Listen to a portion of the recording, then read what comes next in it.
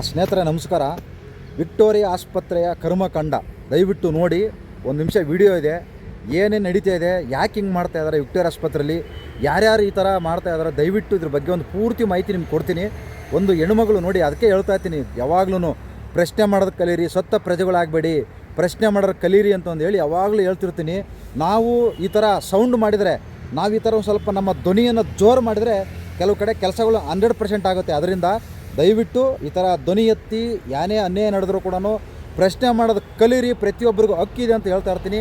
ಒಬ್ಬ ಹೆಣ್ಮಗಳು ಇವತ್ತು ವಿಕ್ಟೋರಿಯಾ ಆಸ್ಪತ್ರೆಯಲ್ಲಿ ನಮಗೆ ಗೊತ್ತಿರೋರು ಯಾವ ರೀತಿ ಇವತ್ತು ಅವರಿಗೆ ಸ್ಪಂದಿಸ್ತಾ ಇದ್ದಾರೆ. ದಯವಿಟ್ಟು ಆ ವಿಡಿಯೋ ನೋಡ್ಕೊಂಬನ್ನಿ. ವಿಕ್ಟೋರಿಯಾ ಆಸ್ಪತ್ರೆಯಲ್ಲಿ ಏನೇನು ಆಗ್ತಾಯಿದೆ, ಏನಾಗಿದೆ, ಯಾವ ರೀತಿ ಅಲ್ಲಿ ನಿಮಗೆ ಟ್ರೀಟ್ಮೆಂಟ್ ಸಿಗ್ತಾಯಿದೆ ಅಂತಂದೇಳಿ ನಿಮಗೆ ನಾನು ಮಾಹಿತಿ ಕೊಡ್ತೀನಿ. ಈ ವಿಡಿಯೋ ನೋಡ್ಕೊಂಬನ್ನಿ, 1 ನಿಮಿಷ ಇದೆ. ಎದ್ದೇಳಿಸಿದ್ರು, ಎದ್ದು ಒಂಚೂರು ಎದ್ದೇಳೋವರೆಗೂ ಸುಮ್ಮನೆ ಇರಬೇಕು.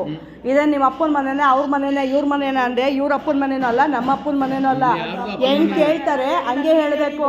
ಅಲ್ಲ ಹೆಂಗೆ ಕೇಳ್ತಾರೆ ಒಂದು ರೀತಿ, ಆಯ್ತಾ? ನಾನು ಏನು ಇದಲ್ಲ, ಬೆಂಗಳೂರು ನಗರದ ಅಧ್ಯಕ್ಷರು, ಹ್ಯೂಮನ್ ರೈಟ್ಸ್ ಅಧಿಕಾರಿ, ನನಗೂ ಕೇಳೋ ಹಕ್ಕಿದೆ. ನಾನು ಮಾತಾಡಿ ಇವಾಗ ಹಾಕಿಸ್ತೀನಿ. ಹೋಗ್ಲಿ, ನಿನ್ನ ಪ್ರಾಬ್ಲಮ್ ಏನು ಹೇಳು, ಹೇಳೋ ರೀತಿಯಲ್ಲಿ ಹೇಳಿ. ನಿಮಗೂ ಕಷ್ಟ ಸುಖ ಬರುತ್ತೆ, ನಿಮಗೂ ನೋವು ಬರುತ್ತೆ. ಬಟ್ ನಾನೊಬ್ಳಿಗೆ ಅಂತಲ್ಲ, ಅವರು ಕಷ್ಟದಲ್ಲಿದ್ದಾರೆ. 5:30 ಗಂಟೆ ಮೇಲೆ ಎದ್ದೇಳಬೇಕಮ್ಮ, ಇಲ್ಲಿ ಕ್ಲೀನ್ ಮಾಡಬೇಕು. ಗೊತ್ತಿಲ್ಲ ಅಲ್ವಾ ಸರ್, ಇವಾಗ ಎಲ್ಲಿ ಸರ್ ಎದ್ರಲ್ಲ, ಕ್ಲೀನ್ ಅಲ್ಲಿ ಮಾಡಿದ್ದಾರೆ.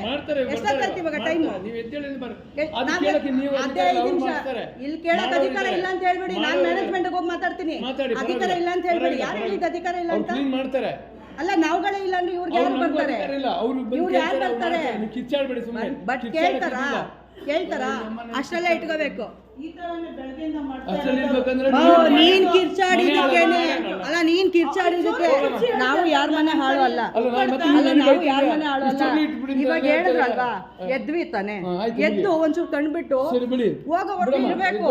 ಅದ್ ಬಿಟ್ಬಿಟ್ಟು ಮಾತಾಡ್ತಾನೆ ಇದ್ರೆ ಯಾರ ಅಪ್ಪಂದು ಅಲ್ಲ, ಯಾರ ಅಪ್ಪಂದು ಅಲ್ಲ. ನೀವ್ ಹೇಳಿದಲ್ವಾ ಇವಾಗ ಅಪ್ಪಂದಲ್ಲ? ಅದಕ್ಕೆ ಹೇಳ್ತಿರೋದು. ತಗೊಂಡ್ ಕೊಡ್ತೀನಿ ಫೋಟೋ ಅಂತೀಯಾ? ಯಾರ ಅಪ್ಪಂದು? ಗುಂಡೂರಾವ್ ಕೈಲೇ ಫೋನ್ ಹಾಕಿಸ್ರಿ. ಬೆಡ್ ನಂಬರ್ ಏನು ಹೇಳಿಸ್ಕೊಂಡು ಏನು ಅದೇನು ಮಾಡ್ಕೊತೀರಾ ಮಾಡ್ಕೊಳ್ಳಿ, ನಾನು ನೋಡ್ತೀನಿ. ನಾನು ನೋಡೇ ಬಿಡೋಣ. ನೋಡಿದ್ರಲ್ಲ ಪ್ರಿಯ ವೀಕ್ಷಕರ, ನೋಡಿದ್ರಲ್ಲ, ದಯವಿಟ್ಟು ಈ ರೀತಿ ಪ್ರಶ್ನೆ ಮಾಡೋದು ಕಲೀರಿ. ಯಾಕಂದ್ರೆ ಅಲ್ಲಿ ಏನು ಮಾಡ್ತಾರೆ ಅಂದರೆ, ನಾವು ಪೇಷಂಟ್ ಇದ್ದರೆ ಇವರು ಬೆಳಗ್ಗೆ 6 ಗಂಟೆಗೆ ಬರಬೇಕು, ಕ್ಲೀನ್ ಮಾಡೋರು 6 ಗಂಟೆಗೆ ಬರಬೇಕು. ಇವರು 6 ಗಂಟೆಗೆ ಬರಲ್ಲ.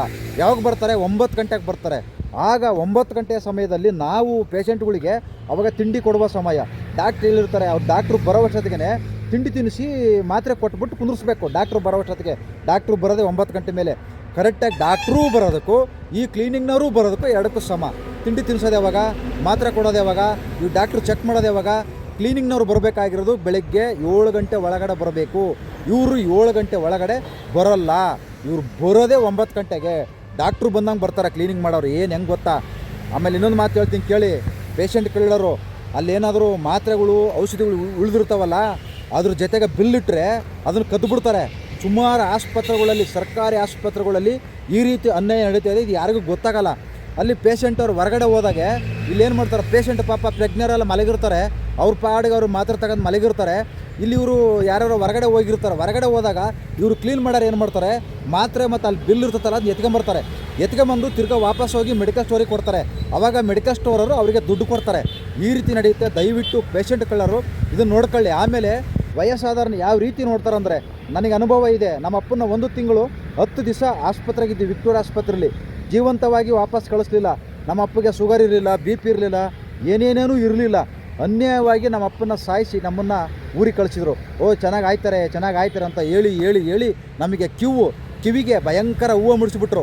ಎಲ್ಲ ಹೂವು ಮುಡಿಸ್ಬಿಟ್ಟು ಇವರು ಆಸ್ಪತ್ರೆಯಲ್ಲಿ ನಮಗೆ ವಾಪಸ್ ಮನೆಗೆ ಎಣ ತಗೊಂಡು ನಾವು ಇಲ್ಲಿಂದ ನಮ್ಮೂರಿಗೆ ಹೋಗಿದ್ವಿ. ಈ ರೀತಿ ಮಾಡ್ತಾಯಿದ್ದಾರೆ.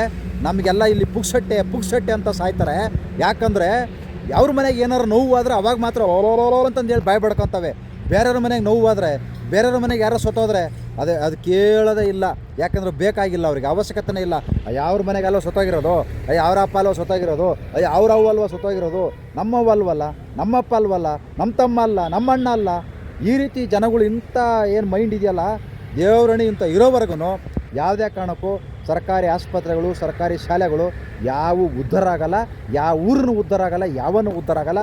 ನಾವು ಇದೇ ಥರ ಪುಕ್ಸಟ್ಟೆಗೆ ಓಟ್ ಹಾಕಿ ಅವ್ರು ಕೂಡ ಎಂಜುಲ್ ಕ್ವಾಸಿಗೆ ಓಟ್ ಹಾಕಿ ನಾವು ಗೌರ್ಮೆಂಟ್ ಆಸ್ಪತ್ರೆಗೆ ಹೋಗಿ ಅಡ್ಮಿಟ್ ಆಗಿ ಸತ್ತುರ ಹೆಣ ತಗೊಂಬಂದು ಓಲೋಲೋ ಅಂತ ಭಯ ಬಡ್ಕೊಂಡು ಮಣ್ಣು ಮಾಡೋದ ಕೆಲಸ ದಯವಿಟ್ಟು ಜನಗಳು ಅರ್ಥ ಮಾಡ್ಕೊಳ್ಳಿ, ಒಗ್ಗಟ್ಟಾಗಿ. ಮತ್ತು ಈ ಪುಕ್ಸಟ್ಟೆ ಕೇಳೋದು ಬಿಡಿ, ಸರ್ಕಾರದಿಂದ ಉಚಿತ ಕೇಳೋದು ಬಿಡಿ. ಇಂಥ ಸವಲತ್ತು ಕೇಳಿ, ಆರೋಗ್ಯ ಕೇಳಿ, ಆಸ್ಪತ್ರೆಗಳಿಗೆ ಕೇಳಿ, ಸರಿಯಾದ ಬಸ್ಗಳು ಕೇಳಿ, ಸರಿಯಾದ ಸರ್ಕಾರಿ ಶಾಲೆ ಕೇಳಿ. 14 ವರ್ಷದವರೆಗೆ ಎಜುಕೇಷನ್ ಫ್ರೀ ಕೊಡಬೇಕು ಅಂತ ನಮ್ಮ ಭಾರತ ದೇಶದಲ್ಲಿ ನಮ್ಮ ಅಂಬೇಡ್ಕರ್ ಅವರು ಬರೆದಿದ್ದಾರೆ. ಆದರೆ ಯಾರು ಕೇಳ್ತಾ ಇದ್ದಾರೆ? ಯಾರು ಕೇಳ್ತಾ ಇಲ್ಲ. ಸಾಲ ಮಾಡೋದು, ತಗೊಂಡೋಗಿ ಪ್ರೈವೇಟ್ ಸ್ಕೂಲಿಗೆ ಸೇರಿಸೋದು ಮಕ್ಕಳನ್ನ. ಈ ಥರ ದಯವಿಟ್ಟು ಬಿಟ್ಬಿಡಿದೆಯಲ್ಲ. ಇನ್ನು ಎಷ್ಟು ವರ್ಷ ಅಂತ ಹಿಂಗೆ ಸಾಯ್ತೀರಾ? ಇನ್ನು ಎಷ್ಟು ವರ್ಷ ಅಂತ ಹಿಂಗೆ ಬಾಯ್ ಬಡ್ಕೋಬೇಕು ನಾವು? ನಮ್ಮ ಭಾರತ ದೇಶದ ಸಂವಿಧಾನ ಪ್ರಕಾರ ಈ ನಮ್ಮ ದೇಶ ರಾಜಕೀಯ ನಡೀತಾನೆ ಇಲ್ಲ. ರಾಜಕಾರಣಿಗಳು ಮಾತ್ರ ಶ್ರೀಮಂತರು ಆಗ್ತಾ ಇದ್ದಾರೆ. ನಾವಿಲ್ಲಿ ಓಟ್ ಹಾಕಿರೋರು ಪುಟ್ಕೋಶ್ ಎಂಜಲ್ಕಾಯಿ ಚಿಸ್ಕೊಂಡು ಓಟ್ ಹಾಕಿರೋ ಮಾತ್ರ ಈ ರೀತಿ ಬಾಯ್ ಬಡ್ಕೊಂಡು ಕುಂದಿರೋ ಪರಿಸ್ಥಿತಿ ಬರ್ತಾ ಇದೆ. ದಯವಿಟ್ಟು ಬದಲಾವಣೆ ಆಗಿ. ನಮಸ್ಕಾರ, ಎಲ್ಲರಿಗೂ ಒಳ್ಳೆಯದಾಗಲಿ.